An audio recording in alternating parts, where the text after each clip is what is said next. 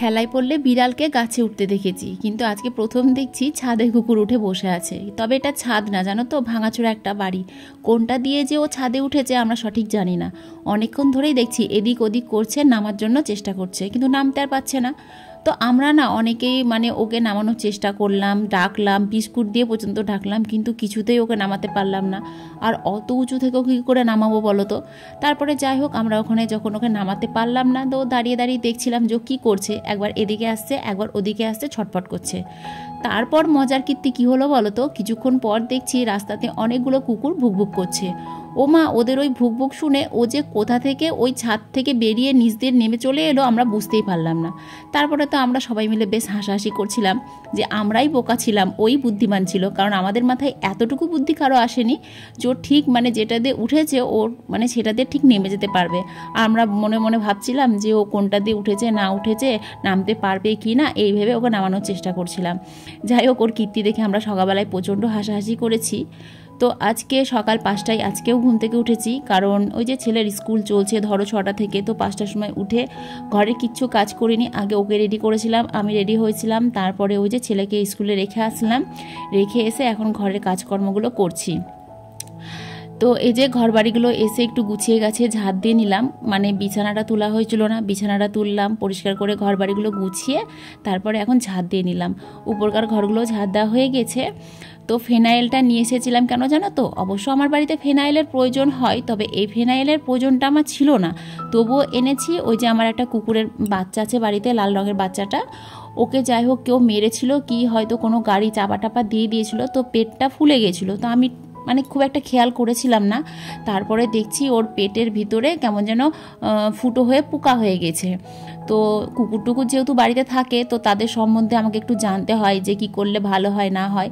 তো আমি যতদূর জানি যে ওরকম অবস্থায় না কুকুরের ওই জায়গাটায় যদি একটু ফেনাইল দিয়ে দেওয়া হয়, তাহলে কি বলতো, ভিতরে যে পোকা টোকাগুলো থাকে সেগুলো বেরিয়ে গেলে ভালো হয়ে যায় আর কি। আর হয়ও, আমি যেহেতু করি তো আমি জানি যে ভালো হয়ে যায়। তো কুকুরটার ওই পেটের ভেতরে না আমি ফেনাইল দিয়ে দিয়েছিলাম, তারপরে যা পোকা টোকা ছিল সব বেরিয়ে যাওয়ার পর আমি ওকে শ্যাম্পু দিয়ে স্নান করে দিয়েছিলাম। তো এখন মোটামুটিও ভালোই আছে, পেটটা ফোলাটা একটু কমে গেছে, দেখতেই পাচ্ছ পিঠের উপরে একটা ছোট্ট ফুটো দেখা যাচ্ছে। তো ঘরে ফেনাইল ছিল যেটা, সেটা আমি বাথরুমে ব্যবহার করে নিয়েছিলাম। তো সেই কারণে ওই বাথরুমের ব্যবহার করা ফেনাইল তো আর ব্যবহার আমি এমনি করতে পারবো না ঘরে। তো সেই কারণে ধরো আবার একটা নতুন কিনে নিয়ে এসেছি, এটাতে আমার এখন ঘর মোছাও হচ্ছে আর ওকে পরিষ্কার করার জন্য ব্যবহার করা হচ্ছে। তো যাই হোক, সকালবেলায় কিচ্ছু করতে পারলাম না, যেহেতু সকালবেলায় দাঁড়িয়ে দাঁড়িয়ে অনেকক্ষণ গল্প করেছি। তারপর বাড়ি গেলাম, বাড়িতে গিয়ে শুধু ঘর বাড়িগুলো গুছিয়ে ঝাড় দিয়ে মুছতে পেরেছি। তারপরে এই যে আবার ছেলেদেরকে স্কুলে নিতে এলাম। তো আমাদের তো গল্পের শেষ নাই, সকালবেলায় প্রায় 1 ঘন্টা গল্প করেছি, আবার এসে এই যে ছেলেদেরকে দাঁড় করিয়ে রেখে আবার প্রায় আধ ঘন্টা মতন গল্প করব। তো আমরা গল্প করব বলে এই যে টোটোতে অনেকগুলো ছেলে বসেছিল, অবশ্য সবার সঙ্গে আমাদের পরিচয় হয়ে গেছে। তো হচ্ছে এই আমরা ওইদিকে চলে যাই, দিদিরা এখন গল্প করবে। তো আমাদেরকে টোটোটাকে ছেড়ে দিয়ে ওরা ওইদিকে চলে গেল, আর আমরা টোটোর কাছে দাঁড়িয়ে দাঁড়িয়ে একটু গল্প করলাম। তারপরে বাজারে গিয়েছিলাম, বাজারে গিয়ে দেখো কত শাক সবজি বাজার করে নিয়ে এসেছি। তো এদিকে সবজি বাজারগুলো গুছিয়ে রাখলাম, ওইদিকে দেখছি দাদা মাছ নিয়ে এসছে। তো মাছ এনেছে তোমার ময়া মাছ, আর আমার না ময়া মাছ খেতে খুবই ভালো লাগে। তো সেই কারণে অল্প একটু ময়া মাছ নিলাম। এখন এই মাছগুলোকে বেছে রাখবো। অনেকে জানো তো এই ছোট মাছ বাছার ভয়ে নিতে চায় না, কিন্তু আমার যে জিনিসটা খেতে ভালো লাগে তো সেই জিনিসটার প্রতি আমার কোনো আলিশই আসে না। সে যতই ছোট মাছ হোক আমি কাটবো, বাছবো, ধুবো। তো যাই হোক, মাছগুলোকে নিয়ে কেটে বেছে ধুয়ে রাখলাম। তারপরে এই যে আসার পথে না কয়েকটা ডালপুরি নিয়ে এসেছিলাম, মিষ্টির দোকান থেকে নিয়ে এসেছিলাম, কারণ আমি জানি সকালবেলাতে আজকে খাবার করার টাইম পাবো না। তো সেই কারণে ধরো কটা ডালপুরি নিয়ে এসেছিলাম ছেলের জন্য। তো শুধু ছেলের জন্য আনিনি, আমাদের জন্যও নিয়ে এসেছিলাম। তো ওকে আবার 2টো ডালপুরি দিলাম খেতে, আর আমিও এখন 2টো খাবো, অবশ্য নিরামিষ ডালপুরি মিষ্টির দোকান থেকে নিয়ে এসেছি।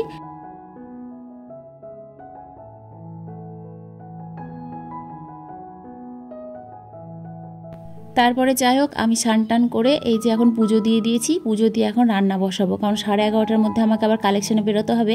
তো ভাবলাম যতটা পারি ততটা আগিয়ে রাখি। তো ওইদিকে ভাতটা বসালাম, আর নিচে বসে বসে আমি কিন্তু শাক আর হচ্ছে মাছের ঝোল করব, তারপরে যা আর কিছু রান্না হবে সব কিছু কিন্তু কেটে বেছে ধুয়ে নিয়েছি। ভাতটা বসিয়ে সবজি টবজিগুলো কাটতে কাটতেই দেখছি প্রায় 10:30টা বেজে গিয়েছে। তারপরে গিয়ে যে রেডি হয়ে এলাম, তো ভাতটাকে উবুর দিয়ে এখন যাব কালেকশন। তো কালেকশন করে এসে তারপরে সবজিপাতি রান্না করব। আর আজকে অনেক কিছু রান্না করতে হবে, আর কেনই বা করতে হবে সব তোমাদেরকে পরে বলছি। তো বাইরে প্রচণ্ড রোদ, এত রোদে বেরোলে পরে আমাকে আর চেনাই যাবে না। এমনিতেই তো আমি কালো, তারপরে রোদে রোদে ঘুরে আমি আরোই কালো হয়ে যাব। তো সেই কারণে ওড়না দিয়ে এইভাবে মুখটা ঢেকে চোরের মতন বেরোতে হয়।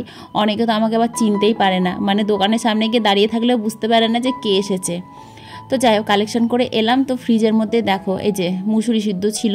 তো আমি প্রথম যেদিন মুসুরি সিদ্ধ করেছিলাম সেদিন তো আমি বুঝতে পারিনি যে কতটা লাগে না লাগে। তো সেই কারণে একটু বেশি সিদ্ধ করে ফেলেছিলাম, দেখে অর্ধেকটা নষ্ট হয়েছে আর অর্ধেকটা খাওয়া হয়েছে। আর কিছুটা দই ছিল, দইটা অবশ্য কুকুরগুলোকে দিলাম, ওরা খেয়ে নিল। আর এদিকে ছেলেকে স্কুল থেকে নিয়ে এসেছি, ওর তো এখন পড়াশোনাও নেই আর হচ্ছে স্কুলও নেই, যেহেতু দুপুর টাইম। ও কী করবে ঘরের মধ্যে, কিছু বুঝতেই পারছে না। তো ভাবলো বসে বসে ছবি আঁকি।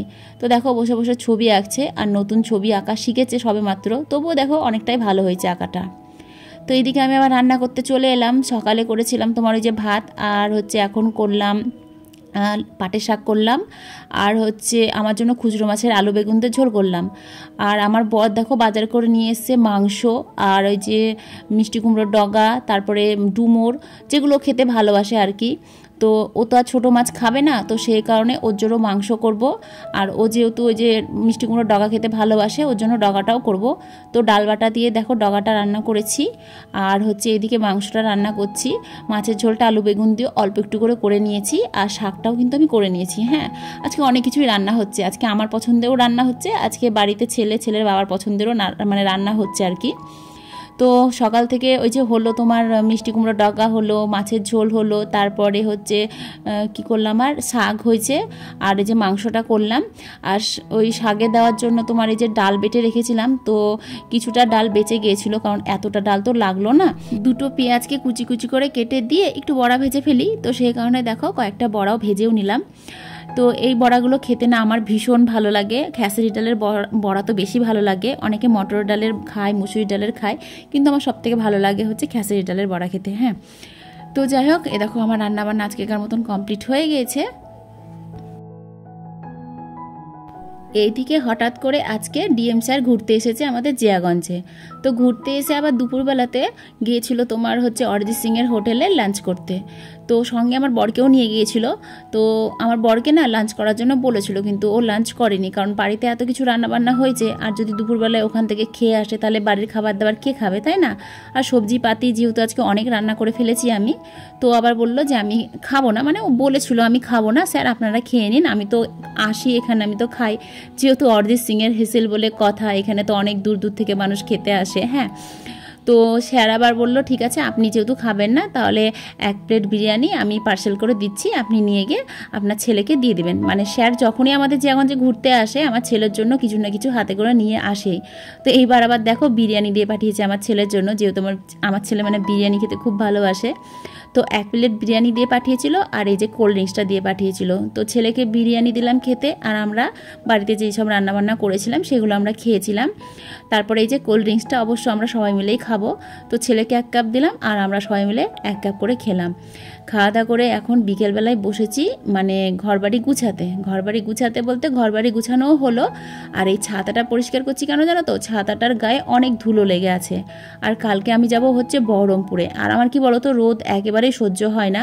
তো বহরমপুরে ধরো রাস্তায় হাঁটা চলা করতে গেলে মাথাতে তো রোদ লাগবেই, তো একটা হাতে যদি ছাতা নিয়ে যাই তাহলে একটু রক্ষা পাবো।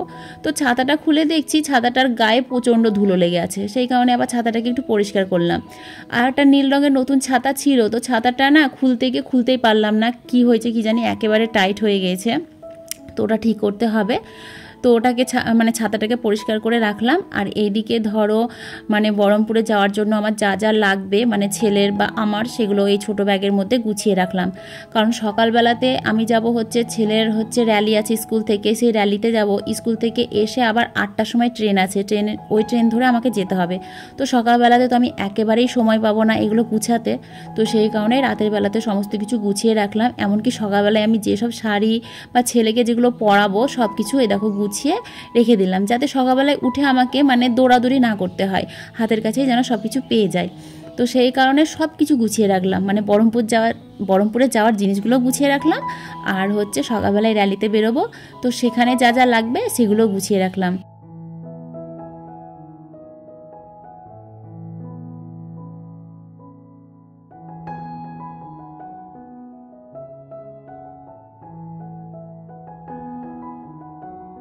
এইদিকে দেখো কি কাণ্ডটাই না করে ফেলেছি আমি। কালকে যাব ছেলের স্কুলের র্যালিতে, তারপরে যাব হচ্ছে বহরমপুরে, কিন্তু আজকে আমি মাথায় তেল দিয়ে স্নান করে বসে আছি। আমার খেয়ালই নেই যে সকালবেলায় আমাকে যেতে হবে।